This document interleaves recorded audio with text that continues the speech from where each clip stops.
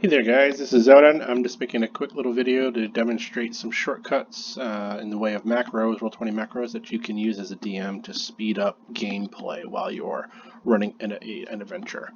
Oftentimes DMs have a lot of monsters to manipulate and deal with, and switching around from monster to monster tends to be very time consuming to roll attacks, initiatives, saving throws, and things like that. So here I've got an example of a monster with a sheet.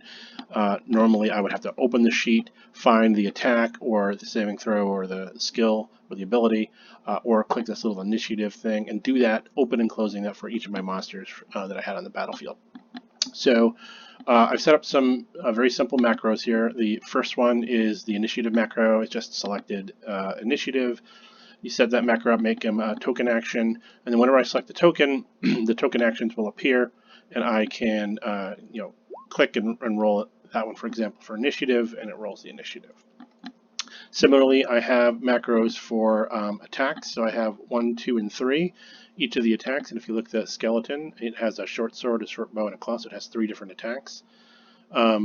And again, without needing to even open the sheet, with the sheet closed, I'll show you what the macro looks like. It's selected repeating NPC action 0. That 0 it starts at 0 instead of starting at 1. So instead of 1, 2, and 3, it's 0, 1, and 2, which is a little odd. But once you set these up, then in combat, when the monster wants to attack, you just click the monster and click the attack button. And you can see it roll short sword, short bow, or claw, depending on which of the 3 buttons I click. So as long as you arrange the monster's attack in an order you know and remember, I tend to do melee first, missile second, and special third if they happen to have special attacks. In this case, it does not. That's special, it's a claw, but if they had some sort of recharge ability or something that they use on a third attack, I would do them in that order. So I set my monsters up the same way. I know that 1, 2, and 3 represent melee, ranged, or special. You can add more if you had a list of actions, 5, 6, 7, 8 actions. You could have attacks 1 through however many. You just increase that number, but I typically try to limit it to 3, just because anything past 3, it's going to be a special move, and I'm going to open the sheet of that character to do that special move anyway. And then last but not least is saving throws. Here I've set up a couple of saving throws. You can see the template for that. Pause. If you want to pause the video, you can see what that one looks like as well. But I did 1 for strength, 1 for dex. Obviously, you would do all 6 saving throws. I just did 2 for this example. But if I then get attacked, or a character casts something on my monster and I need to roll its saving throw again, rather than searching for the sheet and finding it, the saving throw and everything else, you just click the token, and you can either hit, like here I have save strength, and I roll that, it's going to save and roll the strength save.